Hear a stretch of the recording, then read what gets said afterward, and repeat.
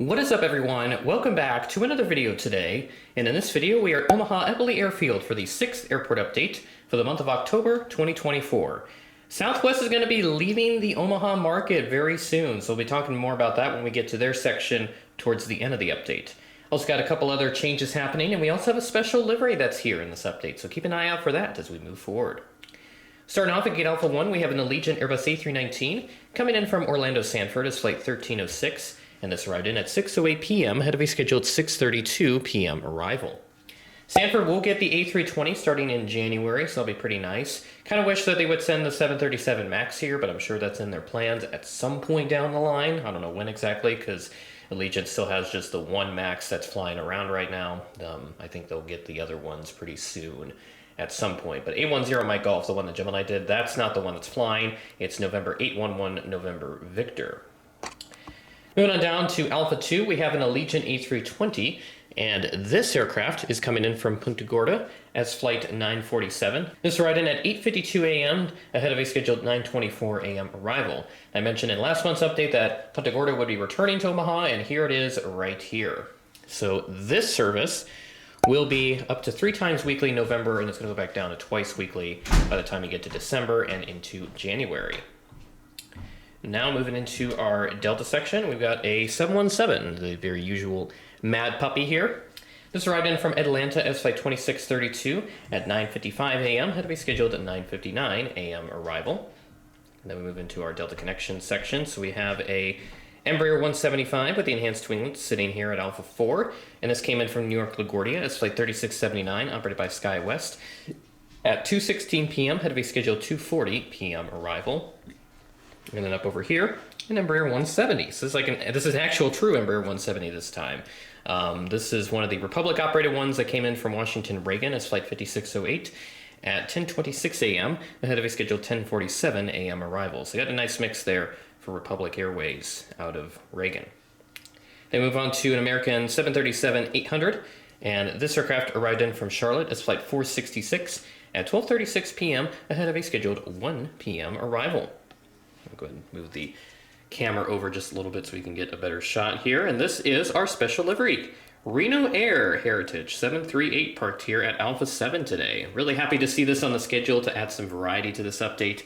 So excited once again to use this model in an airport update. I think the last time that I recall having this in here was in a Skippytown airport update, and that was in like 2020. And I know there's been some demand for me to bring that series back. I will definitely consider it heading into 2025. So hopefully I've got some time to perhaps bring that series back. It's just, I don't know what direction I want to go with it yet. That's part of why I haven't really brought it back yet.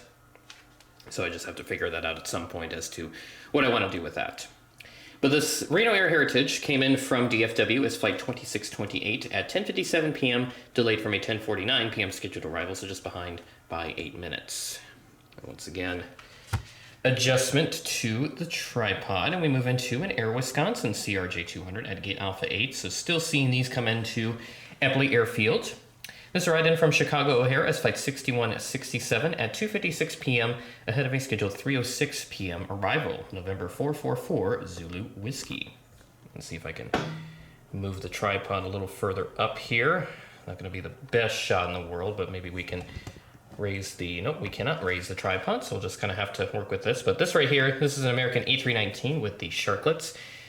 And this aircraft came in from DFW as Flight 2086 rather. And this arrived in at 8:11 p.m. had to be scheduled 8:20 p.m. arrival. And then Frontier is in this update. No Alaska here because we have American taking up that gate. This aircraft arrived in from Denver as Flight 1874 at 8:02 p.m. ahead of a scheduled 8:05 p.m. arrival. So that is all the aircraft here at Concourse A. Pretty busy here, every single gate taken up, so love to see that as always. And that will take us over to the B gates as we move on over. I'll go ahead and get started with this A319 right here. So this A319 for United came in from Houston George Bush Intercontinental as Flight 2128 at 1:52 p.m. ahead of a scheduled 2:07 p.m. arrival. Now moving on down, we do have a 737 MAX 8 for United. This aircraft came in from the Windy City O'Hare as Flight 533 And this arrived in at 9:59 p.m. ahead of a scheduled 10 p.m. arrival. And then we swing on over to our last United aircraft, this Embraer 175, once again coming in from San Francisco, the Bay Area, as flight 5849. And this arrived in at 11:41 p.m. ahead of a scheduled 11:59 p.m. arrival. And then we move on over to our Southwest section. And it'll be the second flight where we will see the Atlanta action. So we'll take a look at that once we get to the Atlanta flight. But we first have the 737-800 coming in from Nashville as flight 1194. And this arrived in at 1:21 p.m. ahead of a scheduled 1:55 p.m. arrival. And then on to our Atlanta service. So some of you have heard the news about Southwest cutting jobs and cutting routes out of Atlanta. They are reducing their presence significantly. They're going to be down to 11 gates from around 18 or so, based on what I've heard. And this was reported back in September, but I have not yet gotten to this here. But I saw Southwest, they were leaving Omaha, which is going to be unfortunate, at least out of the Atlanta market. So they will still continue servicing this airport out of their other markets. So that will take effect in April of 2025. So you still got some time to fly out of Atlanta on Southwest to and from Omaha, but once April passes, then you're not going to be able to do that anymore, and that route will be controlled by Delta Airlines once again. So this flight is actually a bit delayed, and this arrived in at 12:10 a.m., delayed from an 11:40 p.m. scheduled arrival, and all the flights in this update are from Friday, October 25th.